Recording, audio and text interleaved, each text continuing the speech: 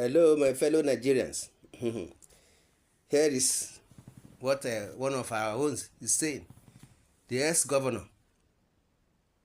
of Osun State, ex-governor Aregbesola, warns of a possible revolution in Nigeria. Whatever does not give an appropriate opportunity or rights to the people will be resisted, no matter what you do.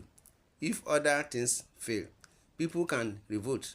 If we are conscious of all this and understand the consequences of things getting out of hand, we should be interested in finding the best way to govern ourselves. A former governor of Osun State, Raufu Aregbesola, has raised the alarm over what he described as a worsening economic, political, and spiritual conditions in Nigeria. He stated that if left unaddressed, these conditions could lead to a revolution. Mr. Aregbesola, a former political ally of President Bola Ahmed Tinubu, made this statement on Monday during a panel session at a national dialogue on the parliamentary bill organized by the Parliamentary System Support Group in the House of Representatives in Abuja.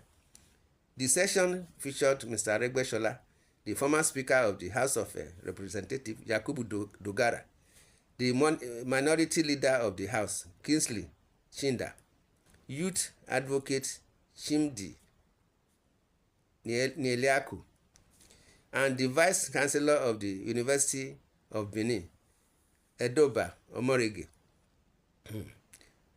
It was moderated by Nena Ekeji, a former member of the lower chamber. The group is advocating for Nigeria's return to a parliamentary system. In February 60, lawmakers sponsored a bill in the National Assembly to amend the 1999 Constitution to facilitate the transition to the system. Mr. Aregbesola stated that Nigeria is declining daily. He cited rising inequality between the few wealthy and the majority poor. He said the worsening economic situation and lack of guaranteed rights make revolution an acceptable option for many. We have seen worsening economic, even political and spiritual conditions of Nigerians. You don't need to be a nuclear scientist to know that a smaller percentage of Nigerians are now prosperous. Not that there is no prosperity in Nigeria, but it is decreasing daily. When I was born and during my developmental years, wealth was not as limited to the hands of a very few people as it is today. So what does that tell us? It tells us that we are in a deep trouble. We would not be here discussing this if things were normal in Nigeria, he said. Mr. Aregbesola, who served as Interior Minister in the immediate past administration of President Muhammadu Buhari, said he had mentioned in passing that the primary responsibility of government is the welfare and the security of the people. He argued that there cannot be a stable society when these two things cannot be guaranteed. Whatever does not give an appropriate opportunity or rights to the people will be resisted, no matter what you do. If other things fail, people can revolt. If we are conscious of all this and understand the consequences of things getting out of hand, we would be interested in finding the best way to govern ourselves, he said. My brothers and sisters, this is what is going on. Mr. Aregbesola strongly argued for transitioning to a parliamentary system, as outlined in the proposed bill, arguing that it is impractical for a single individual to govern a country of 220 million people. He insisted he has never supported the executive system. The former governor who introduced the parliamentary system at the local government level during his tenure further argued that the dictatorial tendencies of Nigerian leaders could lead to another form of colonialism, adding that their current attitude is similar to that seen in pre-colonial Nigeria. If we go on believing that one person, no matter how capable, has the capacity to govern over 220 million Nigerians alone without checks, we are kidding ourselves. By that alone, I am opposed to the executive system of government. I believe in a collective arrangement which the parliamentary system best supports for a nation like ours. There was a weakness that led to our colonialism in the first place.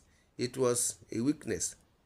If you are strong enough, you wouldn't be colonialized.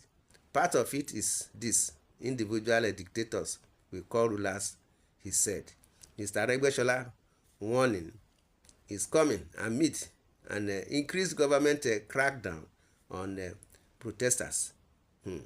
Last week, the government came under scrutiny following the arraignment of some underage Nigerians for treason in connection with the August protest against economic hardship. In his remarks, Mr. Dogara, a former Speaker of the House of Representatives, criticized the 49-member committee that drafted the 1979 Constitution, which is currently in use. He said the committee could have done a better job adopting the American presidential system, selecting convenient aspects and ignoring others of equal importance.